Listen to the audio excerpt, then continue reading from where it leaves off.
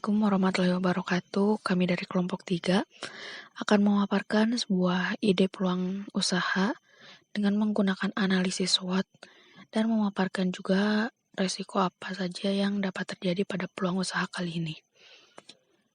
Sebelum menjelaskan tentang peluang usaha itu sendiri, saya akan menjelaskan sedikit tentang apa itu analisa SWOT.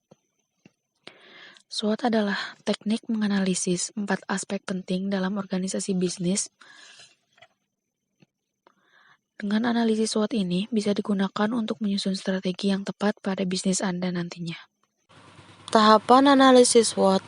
Pada umumnya terdapat 5 tahapan bila Anda ingin melakukan analisis SWOT yang lebih efektif.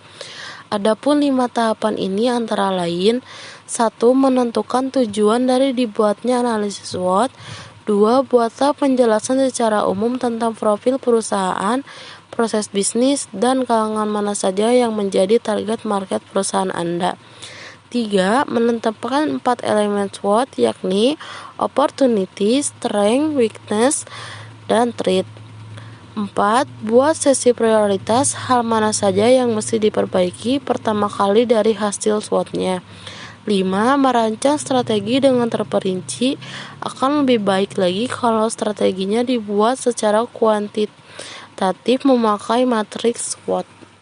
Faktor internal dan eksternal. Faktor internal dan eksternal dalam menganalisis SWOT akan dibagi dalam 2 kategori, yakni aspek internal dan eksternal. Pada faktor internal ini terdiri dari strength dan weakness, sementara untuk faktor eksternal diantaranya opportunity dan threat. Contoh analisis peluang usaha dari faktor internal. Maksudnya di sini adalah aspek dari dalam perusahaan Anda, seperti bagian performa lokasi dan kondisi kantor fisik perusahaan, karyawan, ataupun elemen lainnya yang bisa perusahaan Anda kendalikan. Untuk contoh dari aspek yang kedua, eksternal. Pada konteks SWOT, artinya semua aspek yang tak dapat ditanggulangi dari dalam perusahaan. Di antara hal yang tergolong faktor eksternal ini misalnya kondisi ekonomi global, regulasi pemerintah setempat, sampai tren perilaku para konsumen. Kita masuk dalam pembahasan analisa SWOT untuk peluang usahanya. Untuk deskripsi bisnisnya, produk bambu speaker dock ini adalah sebuah aksesoris pengeras suara alami pada ponsel pintar yang dibuat dari bambu yang dirancang bisa mengeraskan suara pada amplifier tanpa memakai listrik. Untuk poin pertama, analisa SWOT-nya terdapat strength atau kekuatan. Yang pertama, kekuatan dari produk ini adalah handmade, selalu memiliki nilai seni dari hasil buatan tangan. Yang kedua, penggunaannya praktis dan mudah dibawa kemana-mana. Ketiga, produk unik dan belum ada pesaing di pasaran. Keempat, bambu speaker termasuk green produk yang ramah lingkungan tanpa menggunakan baterai. Untuk poin keduanya ada weakness atau kelemahan. Kelemahan pada produk ini, yang pertama, suaranya tak sekeras speaker listrik umumnya dan spesifik hanya brand handphone tertentu.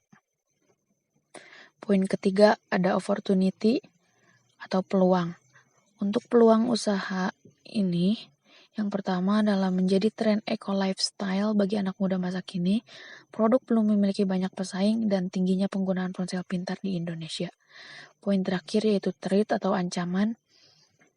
Pada peluang usaha ini juga terdapat ancaman, yaitu yang pertama seiring waktu, model speaker handphone yang sering berubah.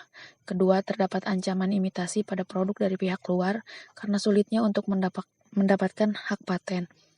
Yang terakhir adalah adanya persaingan dari brand yang telah terkenal sebelumnya. Resiko peluang usaha. Dalam sebuah bisnis atau peluang usaha, tidak luput dari yang namanya resiko.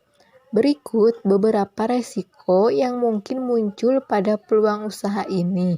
Antara lain, 1. Resiko pelestarian lingkungan hidup adalah resiko usaha yang akan dihadapi oleh wirausahawan dalam rangka melestarikan lingkungan hidup supaya terjaga lingkungan alam, ekosistem, dan habitatnya. Resiko ini timbul karena bahan baku dari usaha tersebut berhubungan dengan kelestarian lingkungan hidup. Yang kedua, resiko hak paten. Karena membuat hak paten sangat sulit, maka kemungkinan besar produk yang kita buat akan banyak imitasi dari produk ini. juga persaingan dalam merek domain. Yang terakhir, yang ketiga, resiko pemasaran produk ini akan cukup sulit karena belum banyak orang yang mengenal dan tahu tentang speaker yang terbuat dari bambu ini. Rencana pemasaran salah satu hal terberat dalam memperkenalkan produk bambu adalah nama produk yang belum umum diketahui masyarakat luas. Hal ini diperkuat dengan bukti hasil riset kata kunci yang dicari melalui mesin pencari Google. Hasil analisa kata kunci speaker bambu pada Google Keyword Planner menunjukkan kata kunci speaker bambu hanya dicari rata-rata oleh 20 pengguna Google dalam 1 bulan. Jika dibandingkan dengan kata kunci speaker aktif atau speaker portable, inilah speaker bambu yang digunakan dalam produk ini belum dikenal oleh masyarakat luas. Berikut merupakan contoh gambar dari produk. Sekian yang dapat kami sampaikan, kurang lebihnya mohon dimaafkan. Terima kasih sudah menonton video ini. Wassalamualaikum warahmatullahi wabarakatuh.